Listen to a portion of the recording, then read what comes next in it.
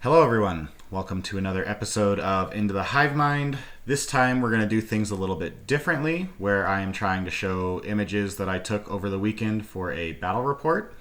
A couple people have requested this and I do think it's a good idea. I just suck at editing, so we're trying to figure this out and let me know your thoughts. And if you like this, otherwise we can just go back to you all looking at my pretty face. So this weekend I went to a major in Holton, Kansas. This was the Free State major. Had, I think, 68 people. Went 5 rounds. And I brought Crusher Stampede.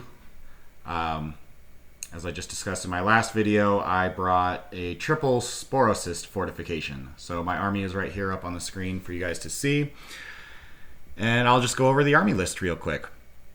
So it is a double Leviathan patrol with a fortification detachment of Crusher Stampede. And in the HQ slot of the first patrol, we've got 2 winged hive tyrants just with scything talons and toxin sacks. They both have the new Crusher discipline with the D3 extra attacks. I doubled up on that because it's really important. And then the one tyrant has the 4-up invuln power, and the other one has the reroll all hit rolls for a non-synapse creature. Then 3 warriors with base scything talons and +1 to hit from the bioweapon bond. A toxicrine for Tau to try and hold them in combat and not get shot. And then a barbed Hierodule and a scythed Hierodule. The second patrol is just another unit of warriors, scything talons, bioweapon bond, and the murder flyrant, as I like to call him. He's got the ignore invuln relic bone swords, plus D3 attack warlord trait, the redeploy warlord trait, murderous size, adaptive physiology, paroxysm, and the horror as his psychic powers, and is just an absolute beat stick, delete whatever thing I need to have deleted most for my opponent's army. And Swarmlord, of course, to double move him, give out Onslaught for the advance and charge with the double move, and Catalyst to make everything a little more durable. And then finally, the Fortification Detachment, just triple Sporocyst. These guys are all just have Death Spitters, cheap as possible, and Scout deploy forward onto an objective. 5 of the 9 objectives in this game, in the new GT mission pack, are 5 objectives with 1 in the center, and having those 3 sporocysts just basically start in the middle of the table is huge and really beneficial with all these missions, especially because the spore mines that they create can do the mission primary actions, as all those new GT mission things. They don't specify infantry. Basically any unit in your army can do them, including spore mines, which is pretty hilarious. They're also fantastic for movement blocking. As you can see, my sporocysts are not the greatest of condition at the moment. So I have 1 real sporocyst, 1 old 5th edition armor cast Tyrannid drop pod, and then the Tyrannocyte that I purchased from someone was glued so tightly together that trying to take the top off, I would have had to literally shatter the model. Everyone ended up being totally fine with me still just using it as is. So yeah, let's move on to game number 1.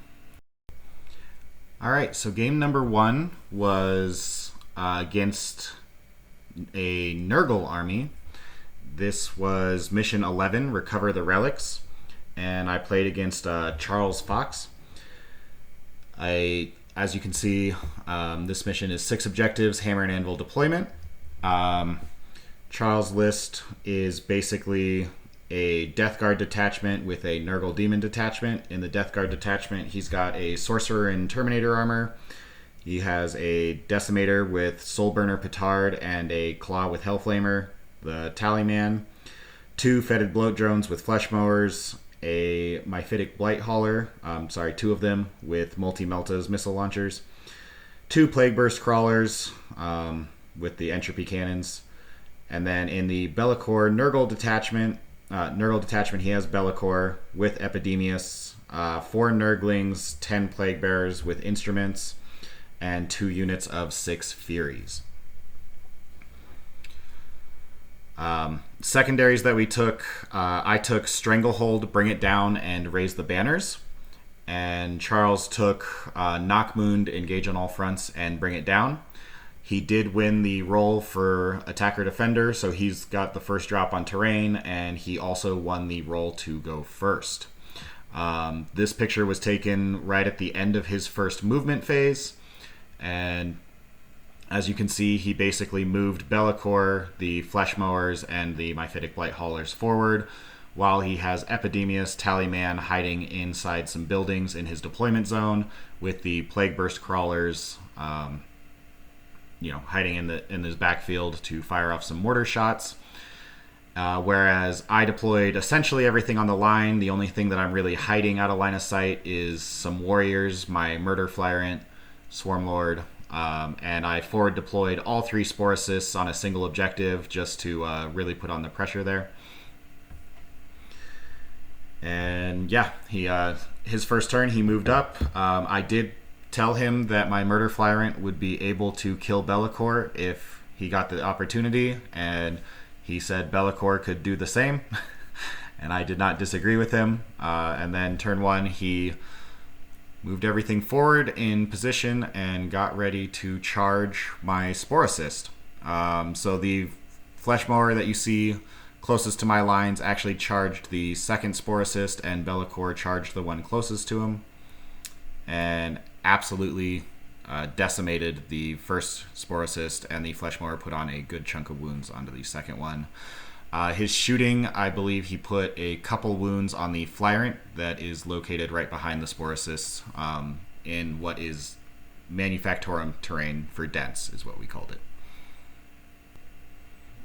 All right, and then this picture was taken kind of halfway through my movement phase of my turn 1, or at the end of my turn 1. So as you can see, he moved forward and I jumped on him.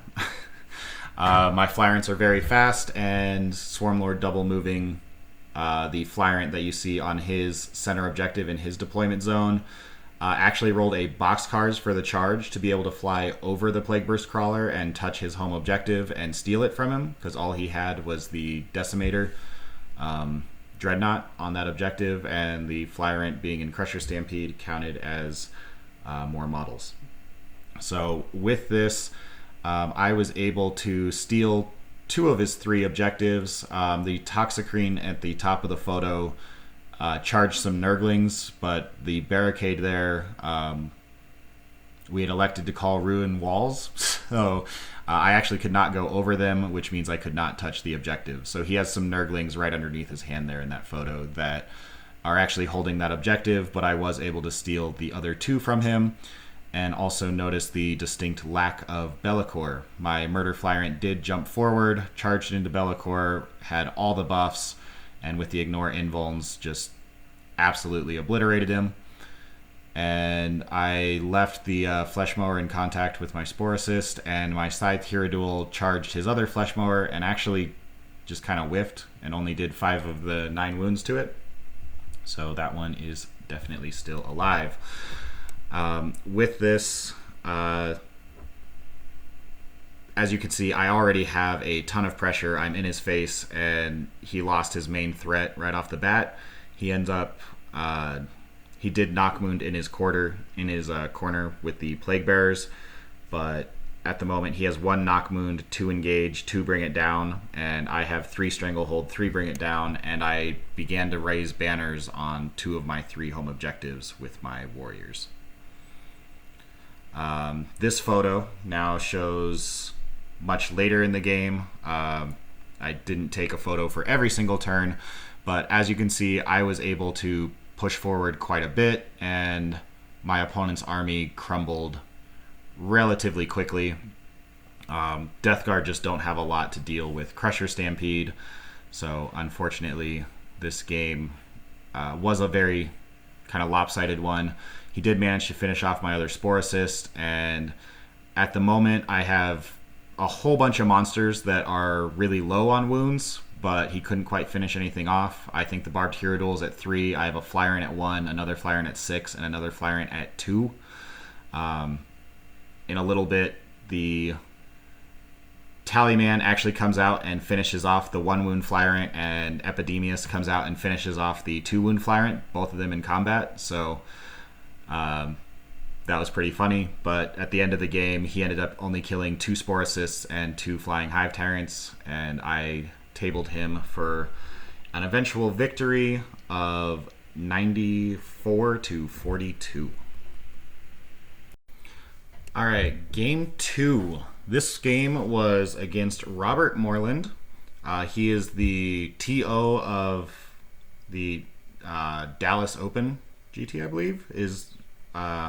He'll be hosting that in a little bit. So, very strong player playing a very strong list. So, the mission we were playing was number 21, which is Abandoned Sanctuaries. This is the mission where you have Dawn of War deployment with 5 objectives, 3 of which being in the center.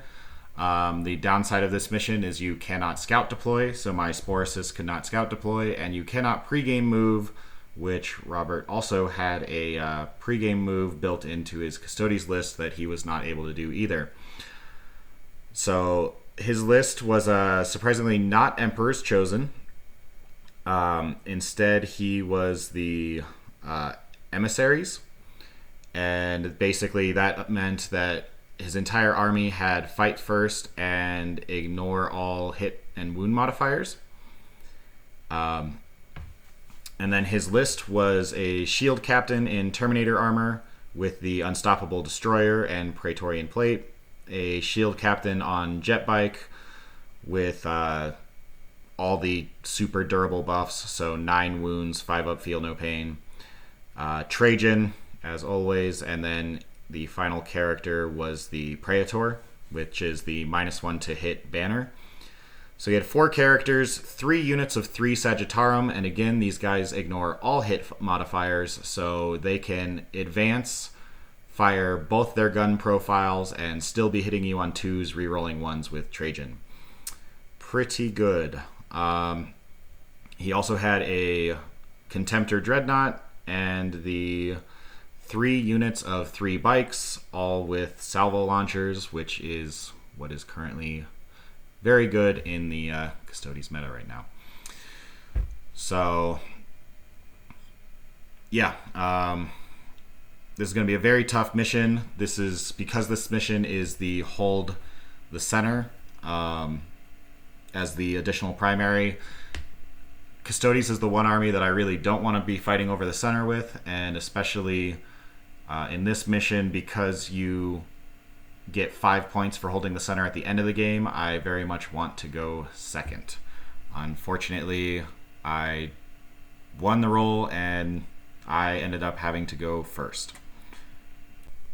Alright, and sorry guys, this game was actually incredibly intense, and I kind of forgot to take a lot of photos. So this photo is basically from like turn 4 or 5, I believe. But I will give you guys definitely a rundown. This was probably my most intense and crazy game of the entire weekend. But for secondaries, I took Stranglehold, Psychic Interrogation, and Assassination. This mission forces you to want to hold the center anyways as its primary, so taking Stranglehold and hoping to make myself OBSEC to fight off his Custodes would help me win with that. Psychic Interrogation, because he does have 1 deny with his bike captain, but other than that, I was hoping to kind of just brunt force my way through that. And Assassination, he did have 4 characters, so he would give up 13 for Assassinate. Custodes just don't really give up any secondaries at all, so all of these are kind of bad, but Crusher Stampede is really bad at secondaries, and when Custodes give up nothing, you make do with what you have. Robert, in contrast, took Bring It Down, of which I give up 22 points for. He also took Stranglehold to fight over the center with me, and he took Abhor the Witch, as I have 4 Hive Tyrants that give up 3 points each every time he kills them. He won the role to place deployment and or place terrain, and as you see, he put crates immediately in the center of the table to make sure that he could have firing lanes with all of his Sagittarium and missile launchers from the bikes, and yeah, that hurt, but it meant that I essentially had to hide where I could, especially since I was not allowed to scout deploy the sporocysts. I could not put them on the center objective, so instead I basically put one on my objective at home and two behind a building to basically just feed a bunch of spore mines to the right. As you can see in this photo, there's a bunch of spore mines down at the bottom, and those are all coming from the two other sporocysts that are hiding behind a building. I did win the roll to go first, as I said, and this is probably the only mission that I really do not want to go first in. But turn one, I double moved the murder flyrant, got off all my buffs on him, and charged into a unit of 3 bikes plus his bike captain. And Trajan heroically intervened 6 to go and tag me, and I decided that Trajan needed to die more than the bikes and bike captain. So I put all 10 of my attacks that ignore invulns at flat 4 damage into Trajan. And as Custodes do, he used the CP to turn one of the 5 damage hits into 0, and then CP rerolled 1. And at the end, Trajan was still alive with 3 wounds left. Him, the bikes, and the bike captain all hit me back and knocked me down to only 4 wounds remaining, at which point I fought again, and this time did finish Trajan off, but I didn't get to touch any of the other targets, unfortunately, and I basically blew all my CP on just that. Was a little bit unfortunate. The only redeeming thing was I did make his Contemptor Dread paroxysmed, so he was fighting last, and as he was right next to my murder flyrant, I was very terrified of him coming over and just instantly annihilating me. So making him fight last was really nice. So then for his turn 1, fired a whole bunch of missiles at, I believe, Swarmlord. Yeah, because Swarmlord had moved up to the center to grab Stranglehold and double move the flyrant. And so he fired all of his bike missiles and picked up Swarmlord right off the bat, which definitely hurt. But this game was Dawn of War, and we were already kind of right up in each other's face anyways. His Sagittarium moved forward to hide in a corner of a building on the left objective, and I had all my Sporocysts and Spore Mines on the right objective, and then we were fighting over the center. But because the Sagittarium were tucked into a building, and this event, unfortunately, they ruled that bottom floors completely block line of sight, and that is really good for a infantry army or army that has all flying bikes. So he could just tuck away and hide whenever he wanted and then come out whenever he wanted, and I couldn't shoot him at all, which was very unfortunate, but it is what it is. Anyways, he killed Swarmlord, and with the rest of his shooting, did manage to pick up the last 4 wounds off of my murder flyrant. Literally the very last shot he had picked him up, which is unfortunate because the Contemptor Dread was ready to charge in to finish me off, even though he was fighting last if need be. And unfortunately, the very last bullet he fired did kill me. So I lost Swarmlord and the Murder Flyrant on his turn 1. And then in my turn 2, I basically pushed forward to try and get Stranglehold again, and unfortunately failed. As you can see, barely, kind of hiding behind that crate next to the barbed Hierodule, there is a Sagittarium right there. And I killed 2 of the 3, could not kill the third one. This was with my scythe Hierodule. He flamed the unit and charged them and only killed 2 of the 3. So I also did the 6 mortals on the charge, since he only has a 6-up feel no pain against mortals, and he still was fine. Not much I can really do about that, but I decided to use my 1 CP for the turn to do the 6 mortals on the charge and rely on that killing the unit rather than making myself obsec. And that came back to bite me, because now instead of getting Stranglehold, I failed at Stranglehold, and that meant that he held the center at the beginning of his turn, so he had hold 3, hold more, and I missed out on Stranglehold. So that 1 Sagittarium was a huge point swing. And yeah, that was going to be foreshadowing of things to come. So on his turn 2, he maxed his primary. He then killed the side Tyradul with that one Sagittarum, which was a tad bit ridiculous. Scored his Stranglehold, killed off the other 2 Flyrants, so I now had no more Psychers remaining. And because I took Psychic Interrogation, that meant that I was going to be capped at 6 for Psychic Interrogation for the rest of the game, and he has already maxed 12 on Abhor the Witch by turn 2. He does get his Stranglehold again, and on my turn, that meant that I am stuck with only my one objective that I am holding at home, so I only get the 4 primary. I do manage to kill a unit off of the center objective to get 2 points, but now on the left objective, again, he has Sagittarum hiding in a building on the objective an inch away from the wall that I can't get to and I can't shoot, so I can't take the left objective. And fighting over the center, he completely screened out the Sagittarum, but I was able to put the Barbed Tyradul every single shot into him. I just couldn't charge him. And with 12 shots from the Barbed Tyradul hitting on 2s, I still couldn't kill a single Sagittarum. So I did not get Stranglehold once again. And which meant, once again, on his turn, he is going to max out on primaries for turn 3. And turn 4, basically the exact same thing happened. That one Sagittarum is still alive. He now has only a single bike remaining. And I am able to finally have a Toxicrene start wounding the Sagittarum that were in the building. He finally made his way around, but killed 2 of the 3 of them and left 1 on that objective as well before then getting killed. So 1 Sagittarum on both objectives are now stopping me completely. So what this means is now for his turn 4, he has killed basically everything except for the Barbed Tyradul, the 3 Sporocysts, and my warriors. And that is only my warriors that are hanging out on my home objective. This is kind of the screenshot that you can see. I was able to kill his Dreadnought and basically all of his bikes. All he has is his Praetor is hiding in that building that's on his home objective. You can't see him because he's tucked away in the corner.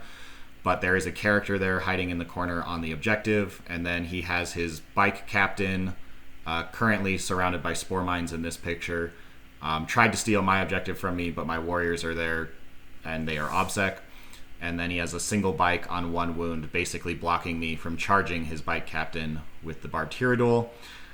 In this turn, I finally do kill that bike captain and that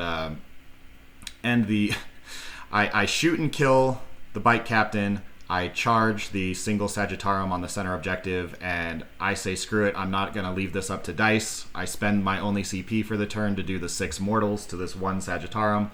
He finally dies, giving me control of the center, but unfortunately I only have the center and my home objective, and I can no longer threaten the left or right objectives, so I still do not get Stranglehold. His turn 5, he holds his objective and the left objective as well as the right objective, so he holds 3 and more for the max primary again, and really has nothing to do. He tries killing the Sporocyst with his bike captain. All those spore mines did blow up on him and put him down to a single wound remaining, but he was still alive. He then charged the Sporocyst but couldn't really do a lot of damage to it. He put it down to 6.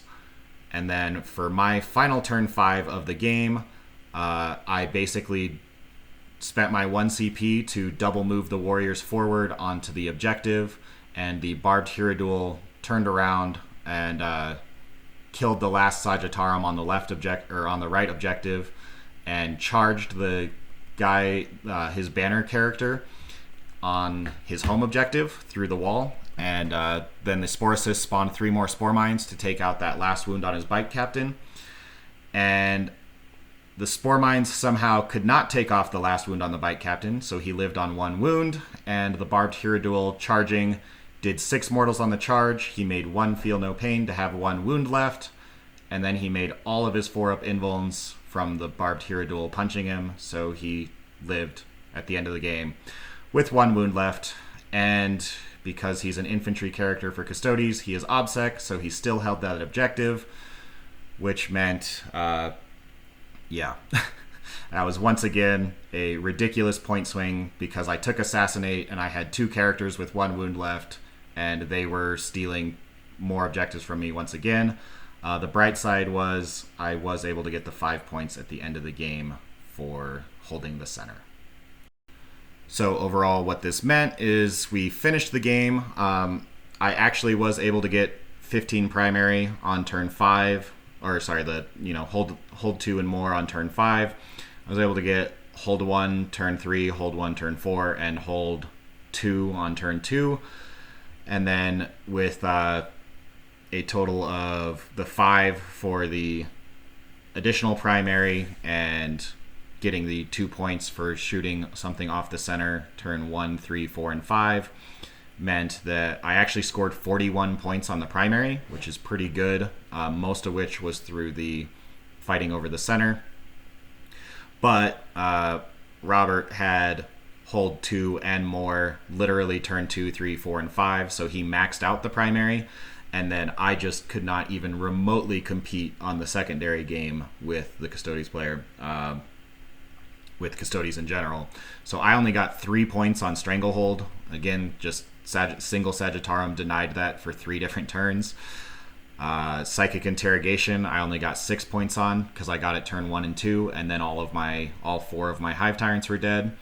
And I took Assassination, which I killed 2 of his characters, and then I finished the game with both of his other characters on 1 wound remaining. And because he did Shoulder of the Mantle to pass his Warlord trait off to Trajan, I didn't even get the bonus point for killing his Warlord. Whereas he got 13 for Bring It Down. I did still have all 3 Sporocysts and my Barbed Hero Duel left at the end, so he didn't quite max Bring It Down. And then for Stranglehold, he got it turn 1, 2, and 3 before I killed enough of his stuff that he couldn't hold 3 objectives either. And for Abhor the Witch, he got the max 12 for killing all 4 Hive Tyrants in the first 2 turns. So that meant the final score was 89-66 to the Custodes. So I am now 1-1, and yeah, I couldn't compete with the objective secured, and he just neither one of us, the dice weren't crazy hot or cold. He just happened to roll exactly what he needed to stay alive and deny me points, and because of this mission and me taking Stranglehold, every time I didn't quite steal the objective from him turned into a 15-point swing, because it was 8 primary for him to then hold 2 and more, and denied me 3 Stranglehold. So that was definitely rough, and that happened 3 different times in that game. Anyways, moving on to round 3. Alright, so round 3 was against Brian Hunter, locally known as Bam Bam, and he was playing Forces of the Hive Mind.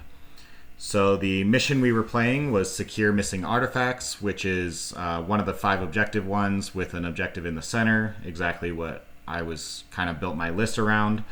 And this is the one where you get to move the objectives a little bit and then pick what your opponent's priority target is. If they control that objective at the end of their turn, they get 3 points. So Bam was playing a Forces of the Hive Mind with, basically it was Genestealer Cult with a single Chronos Patrol that had Neurothrope, 3 Warriors with Bioweapon Bond, and 6 Hive Guard.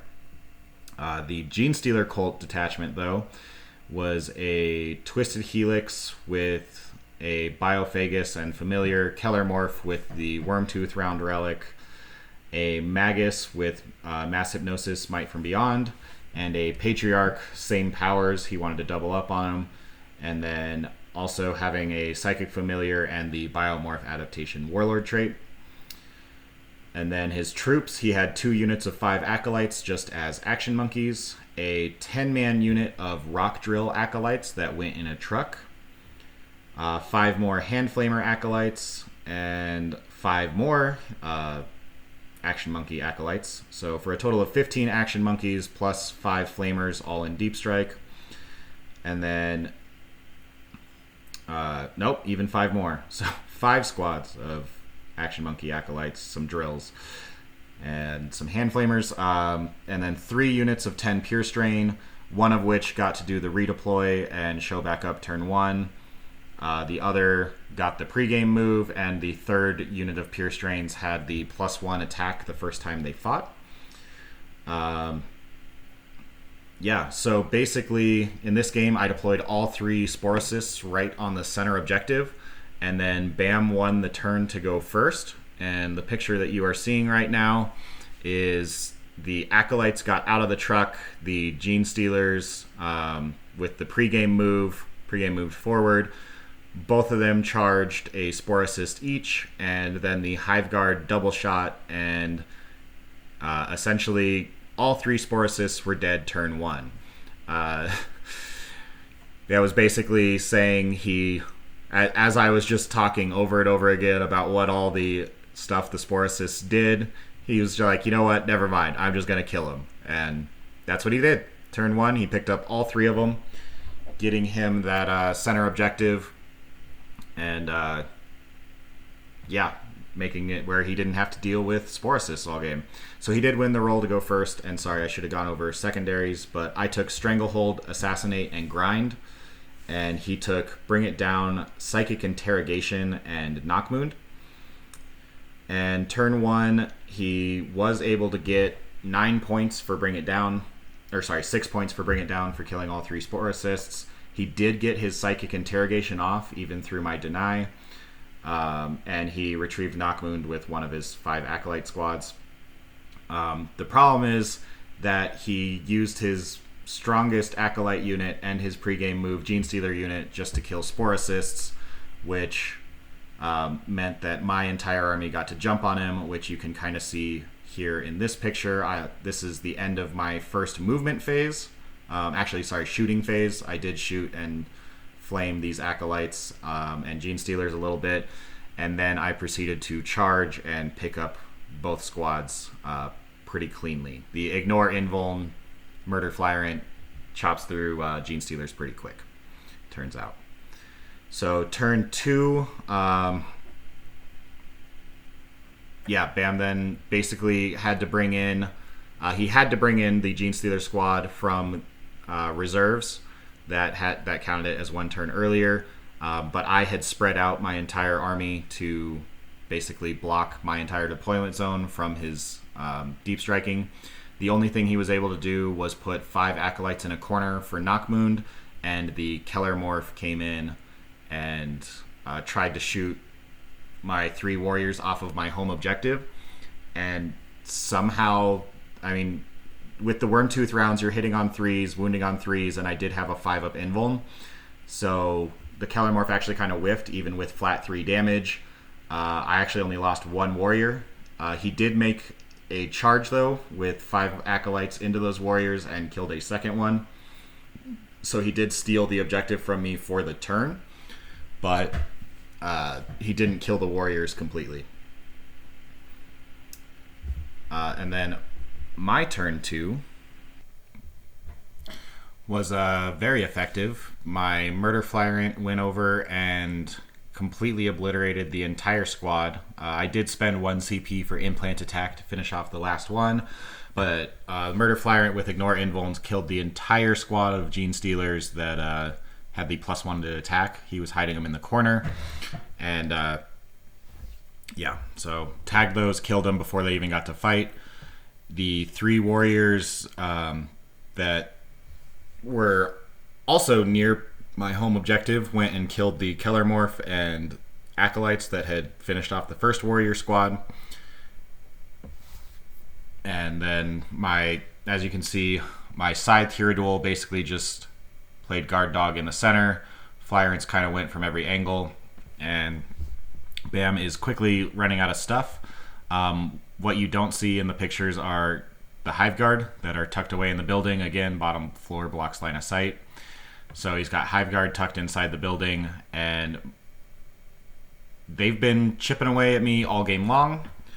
Turn 3, basically, they've been picking up a monster every single turn. Turn 3, they pick up another one. I don't actually remember which. I guess the Barbed Tyradul, because that's the one that's missing right now. And yeah, Swarmlord also drops, which is unfortunate. But my my Murder Flyrant then goes to tag the Hive Guard and kill his third and final unit of Genestealers. And unfortunately, this time totally whiffs and only kills 3 Genestealers, and they kill him on the swing back.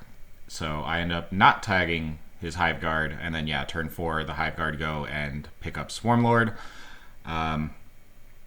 But my turn 4, I managed to essentially clean up the rest of the objectives that all have random acolytes, and really finally focus on just the Hive Guard on his back objective. So his turn 5, he didn't even hold a single primary, as I had stolen his home objective from him, and I was able to tag the Hive Guard and finish them off. And that meant that I ended up getting grind them down every single turn except for turn 1, where he picked up 3 sporocysts in that first turn. I also killed 3 units, but you need to win more, or you need to kill more for grind them down. So that meant at the end of the game, Bam had 2 primary turn 2, 1 on turn 3 and 4, did not get any on turn 5. He did get his precious artifacts turns 1, 2, 3, and 4 for a total of 28 primary points.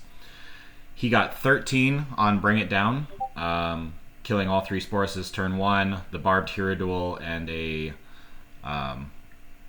and something on turn 2. Sorry, I don't quite remember what. And then killing Swarmlord turn 3.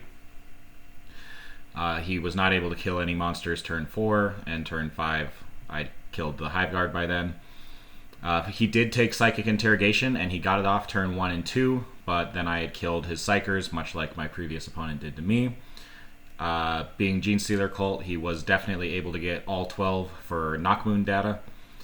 But for me, I completely maxed out the primary with Hold 2, Hold More on turns 2 through 5, and I got my precious artifacts every single turn. I was also able to get Stranglehold every single turn, and Assassinate. I killed all of his characters, which gave me max 15 points. I killed 2 of them, both of his Psychers turn 2, Biophagus turn 3, and Kellermorph and Neurothrope Kellermorph turn 4, Neurothrope turn 5. That also meant that I got Grind 'em Down turns 2, 3, 4, and 5. Again, just didn't get it turn 1. So I dropped the 3 points for Grind 'em Down on turn 1. Other than that, had a 97-point win to Bam's 69. And that was it. That finished day 1 for me. So I was 2-1, having lost to Custodes that in a very tight game. And I was very excited for day 2. At the end of day 1, I went there with 5 other teammates, and most of us were 2-1, with Zach Kerstetter playing Drukari with new Harlequins, was the only member of our team that was currently 3-0. All right, so now it is time for a little bit of story time. Beginning of day 4, I know that I am now going up against my teammate, Tom Cohen, who's playing Imperial Knights. He's running a Castellan with, I think, 11 Armigers. So we very much had a Pacific Rim matchup of all of my monsters versus all of his big knights. It was definitely going to be a fun game. However, waiting for the game to start, I was actually informed that I had essentially been cheating all the way up to this point, which is great to hear. I was under the impression that sporocysts could hold objectives. Turns out they could not. This actually, I don't know if you paid enough attention in the previous day's videos, but it actually did not matter at all in any of my previous games. But yeah, because they are a fortification, they cannot hold objectives. I apologized to my previous opponents, but yeah, it literally didn't matter in game 2 because I couldn't scout deploy. They were never on an objective by themselves anyways, because the only objective they were on, my warriors were also on. In game 3, they were all killed before I even had a turn. And in game 1, that is the only game that they were on an objective during one of my primary turns that nothing else was on that objective.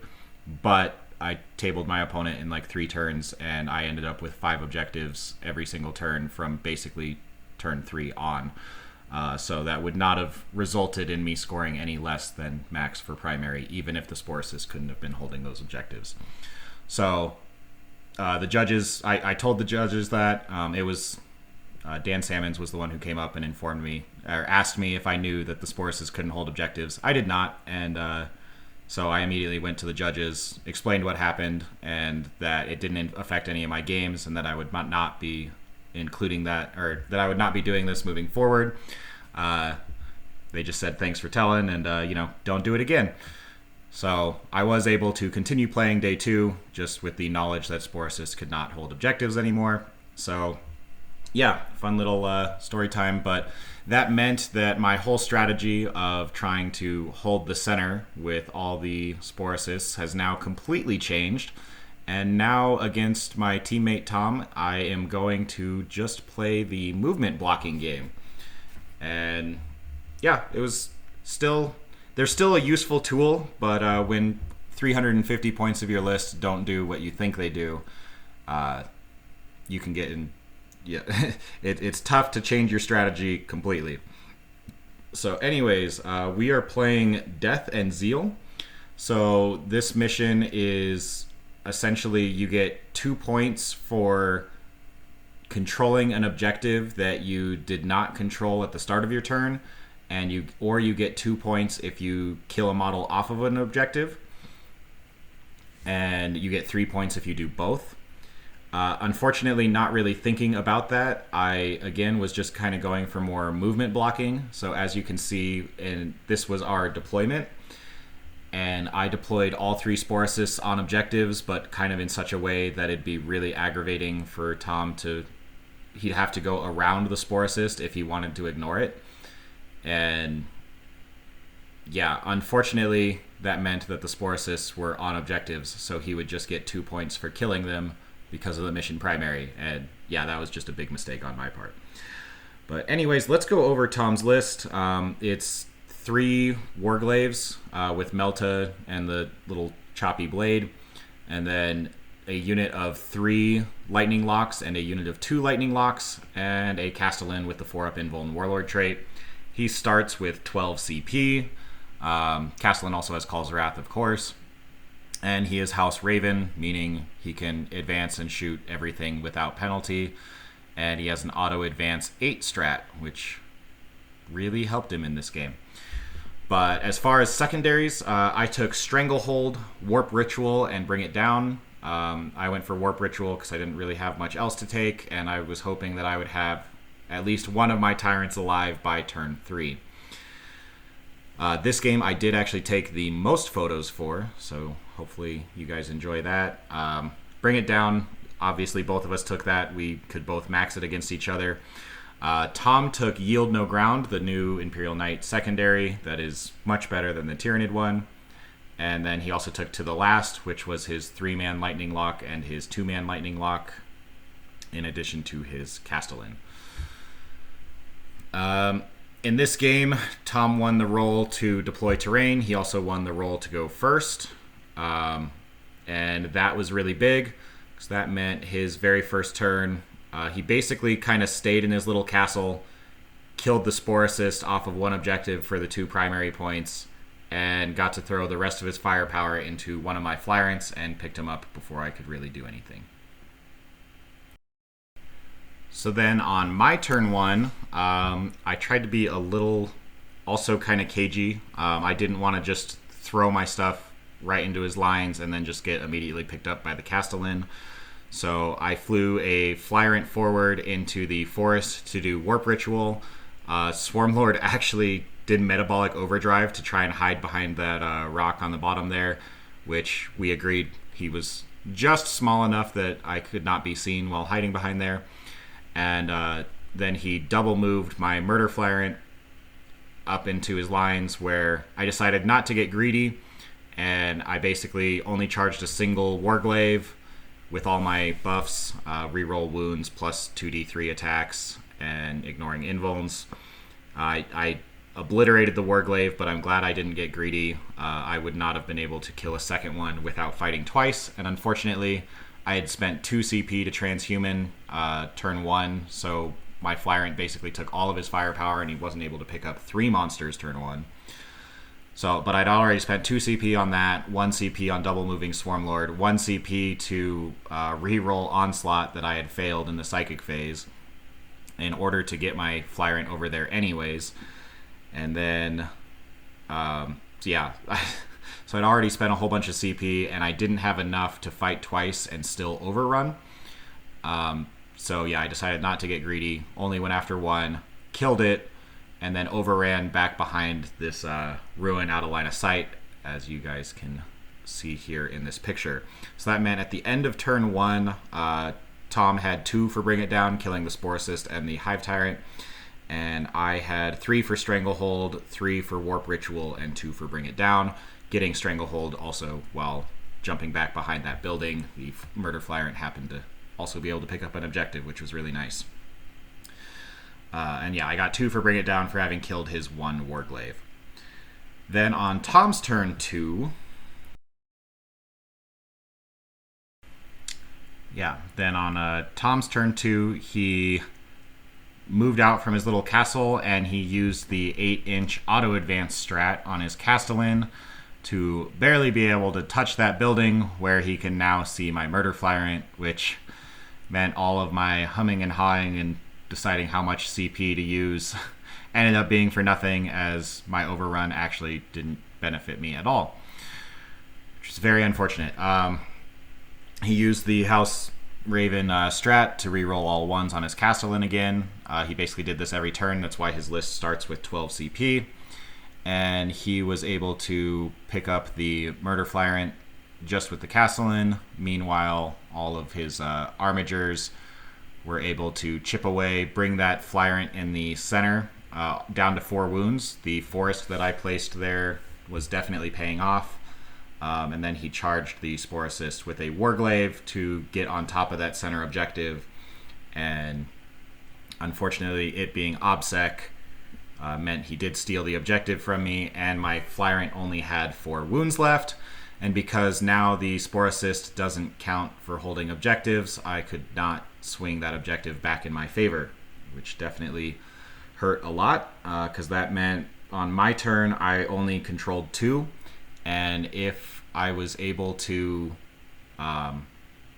swing that objective back to my favor, or I only controlled 1, if I could have swung that objective to my favor by making the Sporocyst or the Flyrant OBSEC and the Sporocyst counting as 12 models, then I would have held 2 and more. So for the first time, Sporocyst not being able to hold objectives definitely mattered and came into play. And yeah, on my turn, I didn't do a lot. I basically had my Sporocysts make a bunch of Spore Mines just to block movement specifically. In the top left of this photo, you can barely see an Armiger sneaking around the ruin up at the top, and where the Sporocyst is currently spawning Spore Mines to block that entire alleyway, preventing him from being able to charge it and get onto that objective. But yeah, without the Murder Flyrant, I wasn't able to do much. Basically, my Toxicrene only was able to be double moved by Swarmlord and charge into the Armiger that was holding that center objective, and my Flyrant also charged the same Armiger.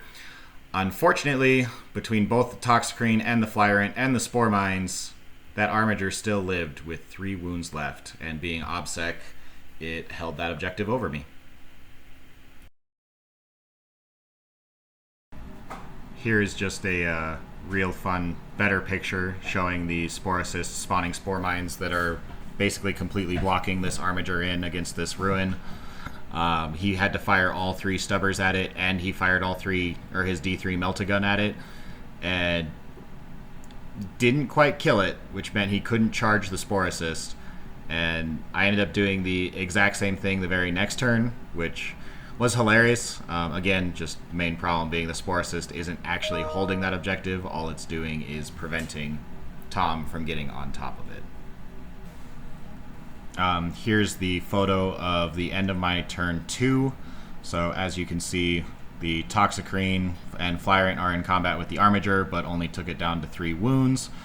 I had the Barbed Hierodual and Scythe Hierodual. I had put them back into strategic reserve once Tom got to go first, and now they came in off this table edge, and the Scythe Hierodual unfortunately failed his 9-inch charge against the Castellan, and I decided it was worth the CP attempt, my only CP for the turn, to try and re-roll that.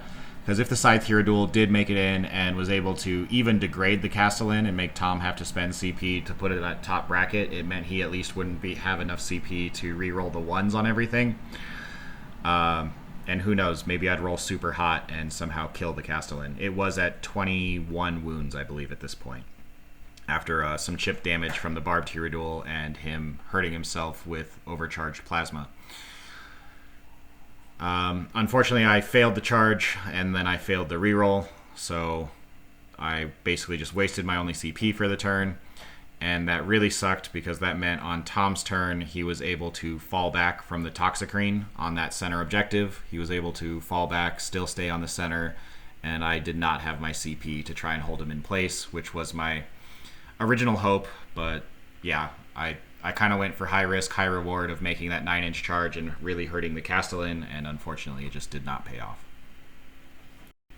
On Tom's turn, went ahead and took a screenshot of this because with one of his lightning locks, he finally rolled an all-time record against me, against anyone. He got 9 hits with his 12 shots, 6 of which were 6s that all counted as 3 hits. So yay, Tom, I'm glad you could do that. And in fact, he actually did it to me twice this game, so that was great. But thankfully he was at least wounding me on 5s, so it actually wasn't completely devastating, but still was a pretty crazy roll. Basically, for the most part, what Tom did this turn was fall back with everything. He even auto-advanced 8 with the Castellan again in order to get out of range from my Scythe Hierodual. Being able to double move with Swarmlord. If I were to Metabolic Swarmlord all the way over to then double move the Hierodual, it could have charged the Castellan, and he didn't want that, so he actually spent 1 CP to auto-advance 8 the Castellan again, right back into the corner. And but that meant he didn't have the CP to reroll all of his 1s. And so this turn the lightning locks popped off, but because they were wounding me on 5s, didn't do seriously devastating damage. I think they only finished off the Flyrant on the middle. And then the Castellan shot everything into the Barbed Hierodual, but because it wasn't re-rolling 1s and I had given the Barbed Hierodual the 4+ invuln, he actually only did 4 damage to me. So yeah, I think his Armiger finally made it into the Sporocyst and killed it in the top left. Alright, sorry, he didn't actually kill it in the top left corner. That's right, he made the charge, but he put it down to 2 wounds remaining. So he was able to steal the objective, but he was not able to kill the Sporocyst. On my turn, I basically moved everyone forward. Swarmlord was my only remaining Psyker, and this is turn 3, so he basically went straight to the center to get me that last Warp Ritual. And the Toxicrene went ahead and finished off the Armiger that had, I think, 1 wound left on that center objective at this point after Spore Mines hit it. And yeah, then on the flank, I couldn't get to the Castellan, so I just kind of gave up, and both Hieroduals went straight into all of his lightning locks and managed to kill, I think, only 2, which was unfortunate. I was hoping to kill 3, 1 with all the guns and 1 from each Hierodual. I did kill 1 with the guns, and then the Scythe Hierodual picked up another 1, but the Barbed Hierodual unfortunately was not able to pick up an Armiger by itself in combat. Tom's turn 4 wasn't crazy. All he did was he did finish off the sporocyst in the top left, and he killed Swarmlord out of the center. And then this is actually showing the end of turn 4, where we didn't have much left on either side. So my Barbed Hierodule went to go and finish off his Armiger that basically took the center from me again with his Obsec. Unfortunately, I left it at a few wounds again, and because of its Obsec, he stole the center from me, and I couldn't quite get it. The Toxicrene managed to get into combat with the lightning locks up top, as you can see, and I am holding 2 objectives, but I am not holding the center, so I once again do not get Stranglehold. If that Sporocyst could become Obsec, he would have it, but he cannot hold the objective. So again, that finding out that I was incorrect on that is really hurting me. If it had worked the way I thought it did, then I'd be in a much better position than I currently am. Because, yeah, unfortunately, this means that on Tom's turn 5, he does score holding 2, and since I didn't steal the center from him, and then on my turn 5, I basically calculated it out, and there was one possibility for me to win. I was down, I forget exactly how many points, but essentially if my warriors that you see in the bottom left here moved through the ruin onto the... Tom's turn 5, he did pick up the Barbed Hierodule. So at the moment, I have the Sporocyst, the 2 units of warriors that you can see, and the Toxicrene remained in combat with the Armigers. He did kill the one Armiger and was still in combat with the second one. So on my turn, if the warriors could move through this wall and make the charge and kill the Warglaive that was on the center objective with the help of the Sporocyst and some Spore Mines, then I could get the center objective, have the other warriors on the bottom right hold that bottom right objective, and if the Toxicrene managed to kill the other lightning lock and then overrun into that top left objective, then I would get hold 2, hold more, and stranglehold, and I would win the game by 2 points.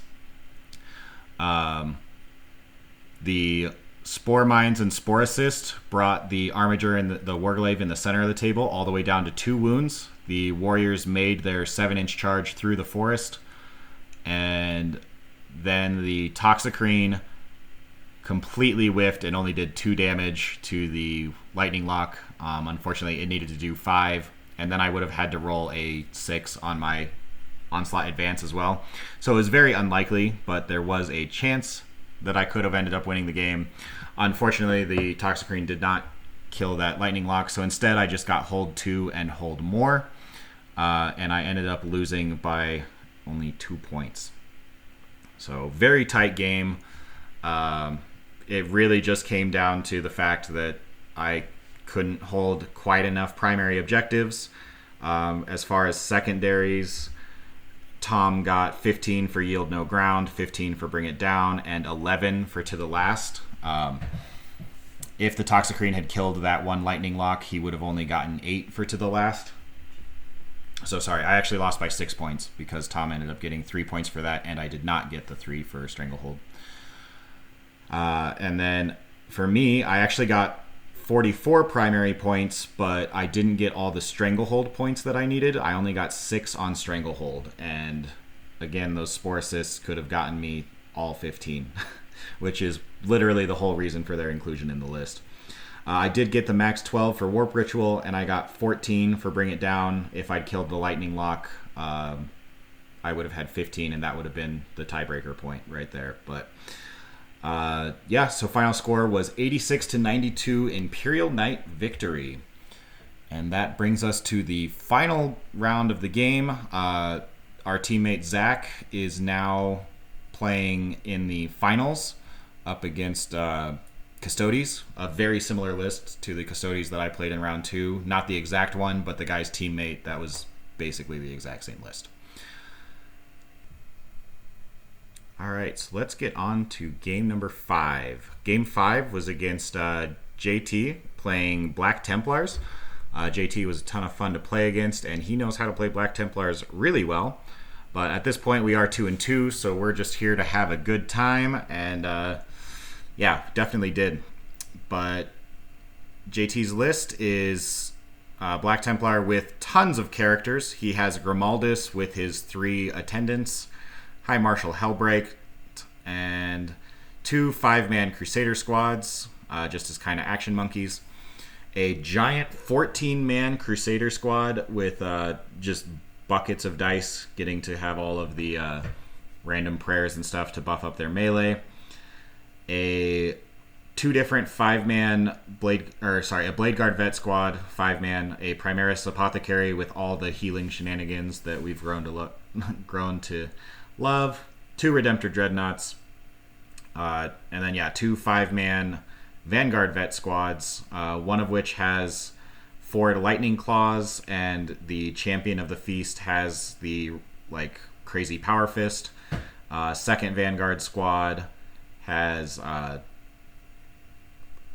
Chain Swords and a Thunderhammer. All 10 of them had Storm Shields. And then finally, he has 2 units of 3 Eradicators. So in this game, JT won the role to go first, and as you can see, I deployed the sporocysts on those 2 objectives, basically putting them all in the forest to be -1 to hit and just be annoying. Unfortunately, Black Templar do have the 5-up against mortals for all those spore mines that they would be creating. So for secondaries, JT took Abhor the Witch, Behind Enemy Lines, and Bring It Down. And I took Stranglehold, Assassinate, and Grind Them Down. In this game, JT went first, moved forward, and with all of his shooting, actually didn't do much. He only killed a single sporocyst. He kind of whiffed on that turn 1 roll. And then on my turn 1, I moved forward and double moved the Murder Flyer again, as is tradition. I'll be honest, I didn't feel super threatened about his combat, as with the -1 damage and being pretty tough, so he'd be wounding me on 5s.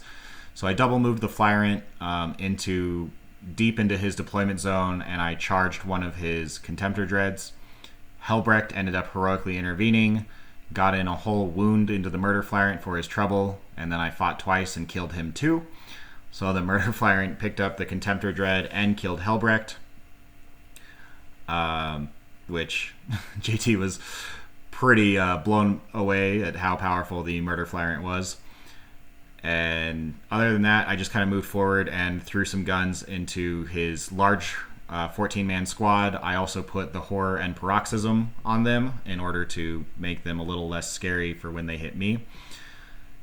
And yeah, other than that, didn't do much. I did know that leaving both of his Eliminators or Eradicator squads alone would hurt a little bit, but figured, okay, this is going to be his 1 turn to really hit me with them, and then I'd blow them both away. And then on his turn 2, he charged the Scythe Hierodule with that giant 14-man unit after shooting it with the Eradicators, and the Eradicators had brought it down to, I think, they did 8 damage to it, bringing it down to 10, and then the 14-man unit hit it and brought it, or no, the Eradicators brought it down to 6, and then the 14-man hit it and brought it all the way down to 1, and we conveniently had forgotten the Psychic Power tokens that you can see currently sitting just upper right of center of the board. I have those 2 little tokens there, which was the -1 to hit and the Paroxysm on that 14-man. We forgot it, so we kind of retconned a little bit to allow me to attack first, and before I ended up degrading to my bottom wound, and I didn't quite take as many wounds. So at the end of that, I finished with 4 wounds, and I'd killed, I think, 4 of his giant 14-man unit in combat. The other unit of Eradicators and everything else completely blew away the Murder Flyrant from his deployment zone, and he put the Sporocyst all the way down to a single wound on that objective. And then on my turn, I had the flyer in the top left, went over to charge his Eradicators. I also shot them. Sorry, I missed last turn. He did have his Vanguard Vets deep strike in, and they did kill my warriors off of my primary objective, which got him behind enemy lines and stole my primary objective from me, which was big, because that meant on my turn, I only held one objective. So far, we're at bottom of 2, and neither one of us has scored any primary. We both stole it from each other because this is a hold 2, hold 3 objective. So now on my turn 2, Toxicrene turned around to go and try and take out the Vanguard Vets off of my home objective. Swarmlord came to help out the Scythe Tyraduel, and the Barbed Tyraduel fired at his other Vanguard Vet squad that had failed to charge into the warriors, and unfortunately only killed one of them. And the other Flyrant that charged his Eradicators only got 1 wound through, and he made one of his 6-up Feel No Pains, so I didn't even kill a single one of them. And on the other side, with the Sporocysts, they managed to kill 3 of his 5 just regular Crusader squad. Unfortunately, couldn't quite pick them up, but they were spawning Spore Mines and still being annoying to him. Yeah, just really unfortunately they couldn't be holding those objectives, because I would have had 15 primary rather than 0. And then on JT's turn 4, or turn 3, he brought in the outflanking Crusader squad to also help out with behind enemy lines, and the other Vanguard Vet squad came to help out against the Toxicrene. They put it all the way down to 2 wounds and continued to hold that objective from me. He had his Blade Guards come in and fight against Swarmlord, and they managed to pick up the wounded Scythe Tyraduel, and the Contemptor Dread went to go save the Eradicators. Swarmlord managed to tank. I think he went down to 7 wounds, so not quite degraded. The Flyrant managed to live with, I think, 4 wounds against the Contemptor Dread and starting to hit it back, ignoring the Eradicators, as long as they're in combat, they're not really a threat. And the Sporocyst, he did manage to kill the wounded Sporocyst, but the remaining Sporocyst was able to clean up his 2 Crusaders off of that objective. And yeah, basically my turn wasn't much. Everything was in combat, so I just created and moved a bunch of Spore Mines and continued to fight in combat. I did finally get my first 4 points in primary, bottom of turn 3. And that was the first primary for either one of us. Here is just kind of a hilarious picture that I needed to take. All these Spore Mines were reserved for his Crusader squad that was on the objective, and then the Sporocyst just happened to roll super hot on its shots and did all 4 wounds and killed him with just the Death Spitters.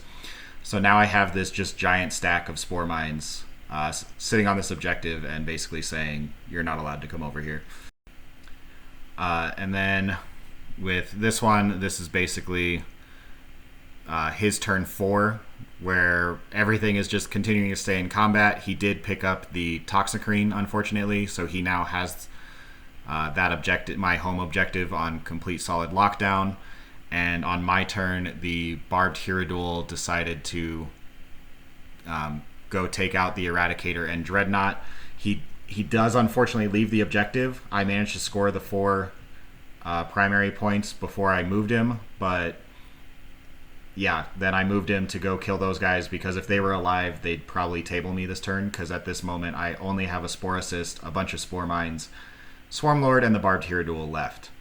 And he's still got Eradicators, 2 squads, and all his characters, and the Contemptor, and Blade Guard, and Crusaders back in my deployment zone. So I'm definitely feeling a little outnumbered here, and I need to do as much killing as possible. I can't afford to just sit on an objective, unfortunately, as much as I want to. And then on his turn, he basically was able to move forward and continue to fight, but he didn't actually kill anything, which was pretty big. And that allowed me to just create on my turn. Again, obviously I can't move. Everything's in combat. Sporocysts can't move. So I only moved and created more spore mines, which, as you can see, these eradicators are not going to be able to wade through that giant wave of mines in order to get to that objective. And in fact, I had to take a picture of this because I ended up charging with 5 different units of 3 spore mines, 3 of which made it.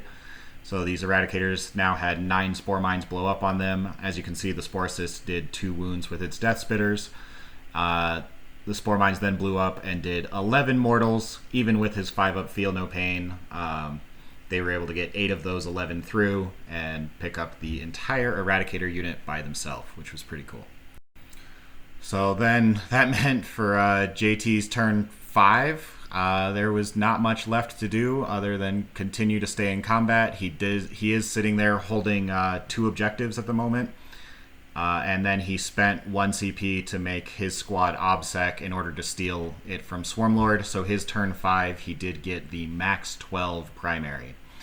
Because he held his home objective, my home objective, and then he just became OBSEC to steal the objective from Swarmlord. However, he was still unable to kill anything in this remaining combat, and on the swings back, I actually was able to, I believe, pick up all of them. What this meant is that on my turn 5, I was actually able to have Swarmlord go after him on that final corner objective up in the top left, and the barbed Hierodule was able to move towards the top right. What you don't see is there is an apothecary in that green building that the barbed Hierodule is in right now, and Grimaldus with his entire entourage are inside the purple building. And I did take Assassinate, so I want to make sure I can get as many points on that as possible. Swarmlord does manage to kill the unit up in the top left, and the Hierodule shoots everything into the apothecary, puts it down to 2 wounds, and then I have 2 units of 3 spore mines that charge it, one of which had a 5-inch charge, the other had a 9. Unfortunately, I failed both of them, so the apothecary got to live because the barbed Hierodule decided to charge Grimaldus in the other building, as he has a lot more assassinate points with his 3-man entourage. I spent my only CP for the turn to do my 6 mortals. I killed the entire entourage and killed Grimaldus with my swings. I don't know if Grimaldus was supposed to stand up or if he cost CP to do that, but because it was the end of the game, we just called it there. Grimaldus didn't stand up, and I maxed out my assassinate points because of that. Which was a huge swing, because I went from having only 3 points on Assassinate to an additional 12 on turn 5. But again, primary-wise, because I had bottom of the turn, I now held 2 and more, because I held the top left and the top right, and he held my home objective, and that was it. But I did not hold 3, again, because unfortunately the Sporocyst is not holding that objective. So, yeah, that meant on round 3, I got 4 points for a primary, and on round 5, I got 4 for hold 2 and 4 for hold more, to max out at a total of 12 for primary. Whereas JT had hold 2, hold more for turn 4, and hold 2, hold 3, hold more for turn 5. For Bring It Down, he maxed it out. He maxed it out on turn 3. And then for behind enemy lines, he also maxed that out, as he had 2 Vanguard squads plus a Crusader squad basically just chilling in my deployment zone the entire game. So he got 15 for that, 15 for Bring It Down, and he got 9 for Abhor the Witch. Swarmlord was still alive at the end of the game. For me, though, I only got the 12 primary to his 20. I got 6 on Stranglehold, because I could never hold more than 3 objectives. Or I could never hold 3 objectives from turn 2 on, unfortunately. And for Assassinate, like I said, I only got 1 character turn 1 with Helbrecht, and then I killed all 12 of the entourage to get 4 more Assassinate on turn 5. And for Grind 'em Down, I got 3 points turn 1, 3 points turn 4, and 3 points turn 5. for a final score of 69 to 52 in favor of the Black Templar. So once again in this mission, having the sporocysts not able to hold objectives really, really hurt, because I had one sitting on objectives the entire game, uncontested, and I got absolutely murdered on primary. So that's just, you live and you learn. Funnily enough, looking in the new Tyranid Codex, the sporocyst does not have the fortification keyword. So I guess I can continue to play this list, and I was just ahead of my time. But yeah, that's what happens when you are playing rules incorrectly. Anyways, it was still a ton of fun. What it meant is that I got to have 3 super tight games. Unfortunately, I finished this event going 2-3, which I do believe is the worst record I have ever had at a 5-round event. But still was a ton of fun, great opponents, and had a great time, and definitely was a learning opportunity. Hope you enjoyed the video, and thanks for watching it all the way through.